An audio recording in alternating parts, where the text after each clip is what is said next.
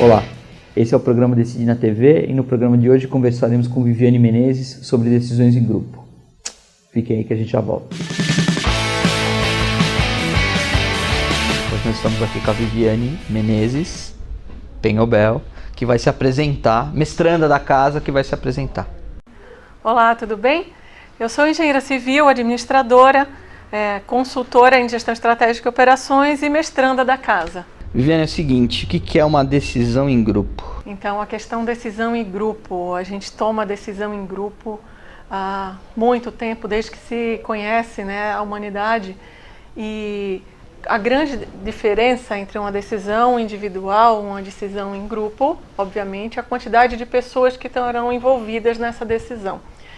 Agora, de uma forma bem simples, né, a decisão individual, ela tem muitas vezes opções simples, são decisões que tomamos no dia a dia e que a complexidade não é a grande questão.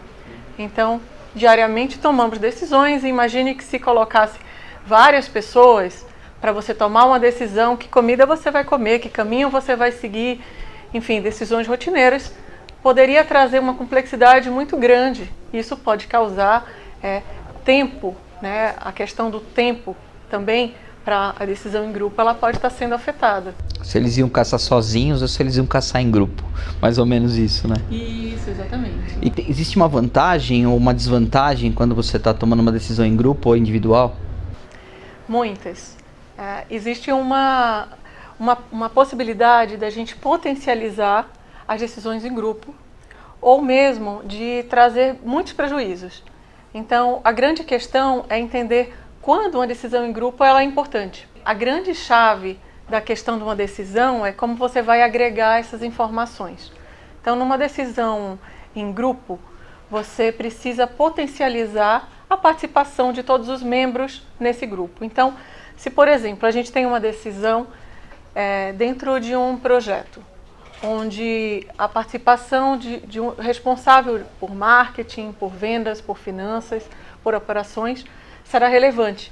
Então, nesse momento dessa decisão, é necessário explorar o máximo de informações que todas essas pessoas que estão representando essas áreas, elas podem agregar, contribuindo para que esse tema que está sendo discutido, ele possa ser otimizado.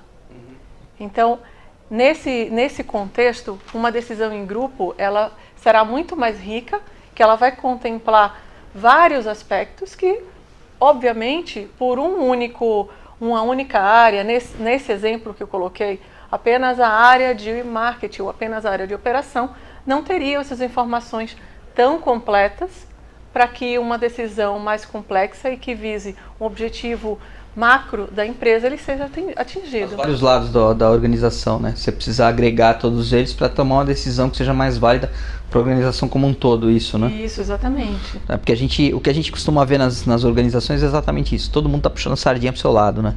O pessoal de marketing quer mais o lado de marketing, o pessoal de finanças mais o lado de finanças. E aí, mas como é que estabiliza isso? Existem ferramentas? Como é que se faz isso? Isso. Dentro de uma decisão existem vários trade-offs que muitas vezes são conflitantes, como você colocou, em relação a marketing, a operações, vendas, etc. Cada um vai puxar para o seu lado, para que sejam beneficiados os seus critérios, né? Mas o grande ponto é como alinhar os objetivos de alguma decisão para um objetivo maior da organização. Então, existem diversas ferramentas, sim, dentro do processo de tomada de decisão, que elas podem ser utilizadas como ferramentas para facilitar esse processo. Então, imaginando que uma decisão, nesse exemplo que foi colocado, uma decisão que vai beneficiar a empresa como um todo. Então, essa decisão, ela vai ser com foco de um objetivo único de todas as áreas. Então, essa decisão, essa interação entre as áreas, nessa discussão de qual vai ser a melhor opção para aquele determinado caminho, ele precisa avaliar esses trade-offs e que o melhor seja levantado, a melhor opção seja levantada justamente no caminho que tenha o objetivo da empresa, o objetivo comum, seja o primordial. Então, a gente está falando de decisões em grupo, me veio aqui uma pergunta diferente em relação às organizações. Porque assim, a gente vê muitas decisões em grupo, por exemplo, no escopo político, quando as pessoas vão decidir, sei lá, uma política pública, porque você tem que, na verdade, existe uma série de stakeholders aí, que você precisa, em dado momento, ou um ou o outro, e aí você chama todos eles, né? Como que a gente faz quando a gente tem muitas pessoas para decidir alguma coisa? Como que você faz para maximizar não só essa decisão, mas como tentar agradar todos eles? Quando a gente consegue, dentro de uma decisão em grupo, potencializar a contribuição de todos, conseguimos ter um resultado que vai ser mais coeso. E no momento que cada participante consegue deixar um pouco da sua contribuição nesse processo, todos ao final ficam mais satisfeitos com aquele resultado. E aí vem um pouco da questão de se sentirem parte integrante dessa decisão. Porque por mais que aquela decisão de um dos membros não tenha sido totalmente considerada, mas se uma parte dela foi considerada nesse todo, já existe um maior alinhamento e um sentimento de pertencimento a essa decisão. Eu li até foi engraçado porque esses dias eu li um artigo que estava falando exatamente sobre isso, que era um artigo sobre indenização. E aí, quando na verdade nem era um artigo de administração, era um artigo de direito. E ele falava exatamente sobre isso, que quando você chamava as pessoas para decidir a parte da indenização, às vezes as indenizações eram mais baratas, saíam com valor menor, mas as pessoas se sentiam contempladas nesse momento, né? Porque elas eram, de certa maneira, elas eram chamadas a serem escutadas e tudo mais, né? Então, você acha que seria mais ou menos esse o ponto. Mas tem um outro ponto que é interessante. E como é que você faz, por exemplo, para escutar todo mundo? Porque os gestores, às vezes, eles têm uma certa tendência a não deixar as pessoas falarem, né? E como é que existe uma técnica para você melhorar a decisão em grupo? Isso, existem algumas estratégias que podem ser utilizadas justamente para evitar vários problemas que a decisão em grupo causa. Antes até de entrar nessas técnicas, eu vou comentar sobre alguns problemas, né? Então, normalmente num grupo, isso você com certeza já deve ter passado, quando uma primeira opinião é colocada em pauta, a maioria do grupo acaba seguindo.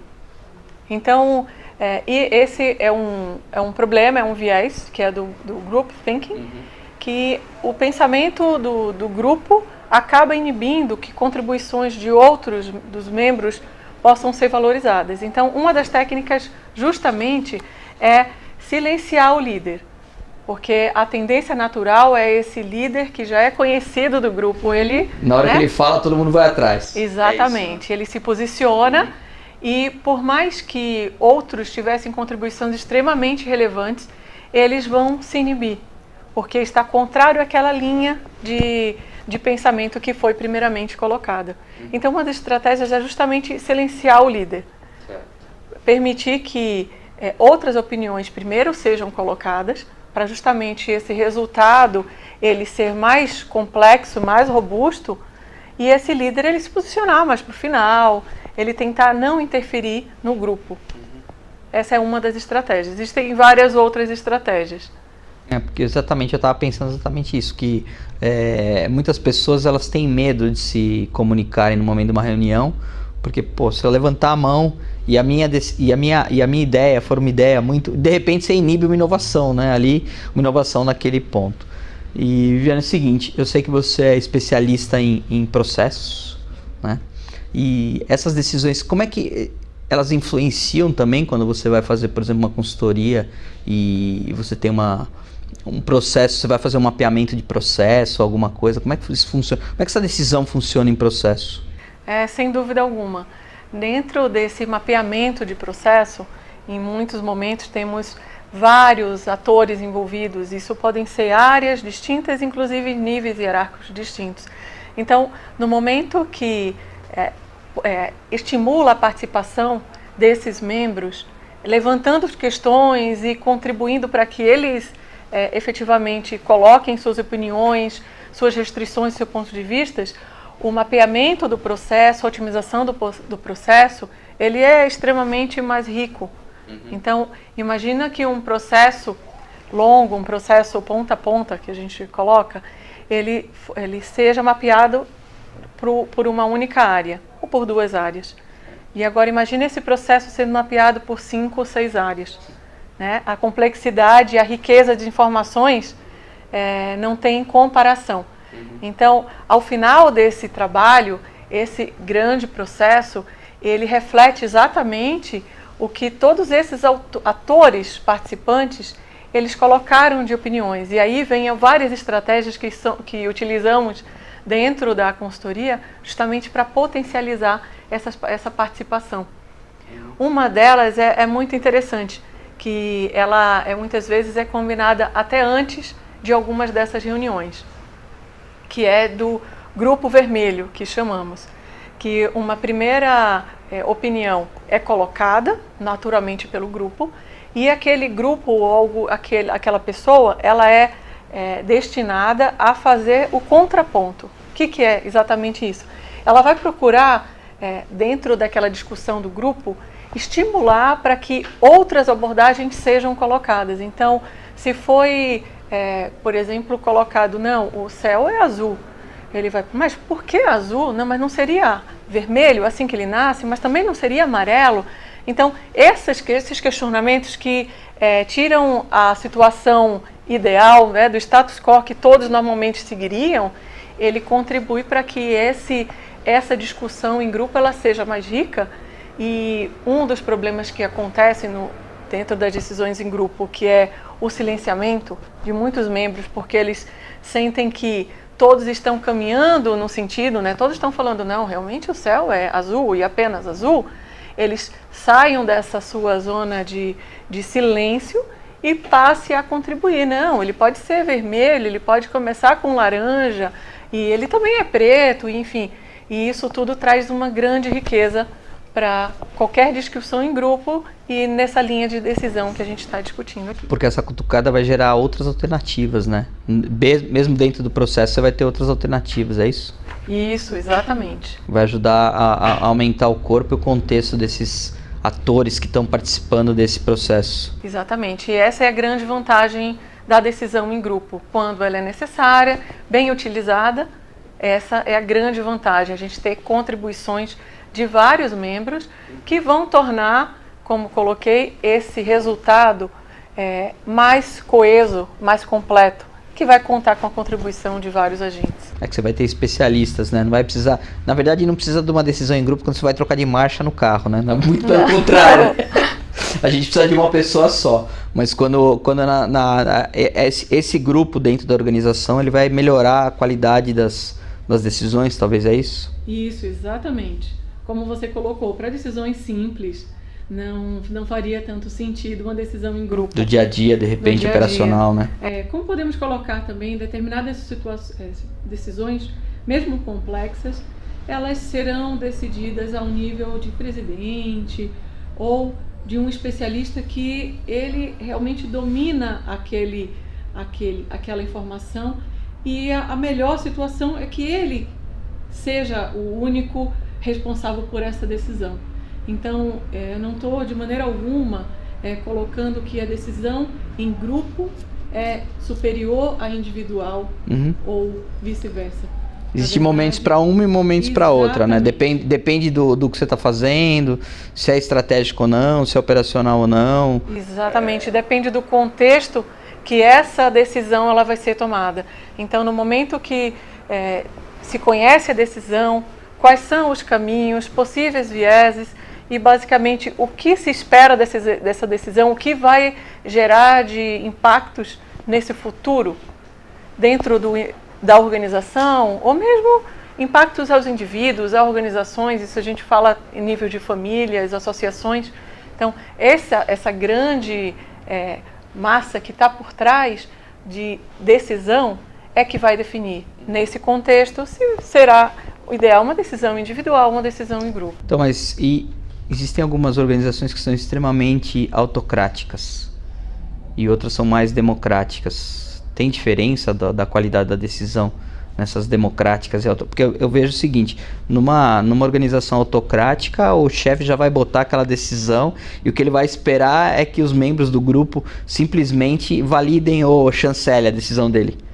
Exato. E quando a gente pensa numa liderança autocrática, e a questão do envolvimento das pessoas, envolvimento de vários níveis, ela é um tanto desvalorizada. Então, outros problemas podem ser gerados em consequência dessa decisão. Uma falta de engajamento, de participação e um efetivo resultado real dessa decisão e dessa implementação na empresa.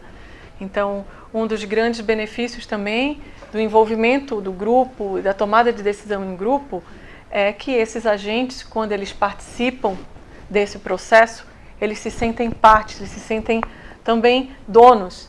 E aí, obviamente, quando você se sente dono, você acredita e quer fazer e procura até melhorar. Agora, quando você não participa do processo, nem sempre as diretrizes elas são seguidas de uma maneira extremamente colaborativa, que vai trazer um resultado efetivo e vai ter uma perenidade desses resultados. Não há uma identificação que você fala, isso aqui não é meu, né?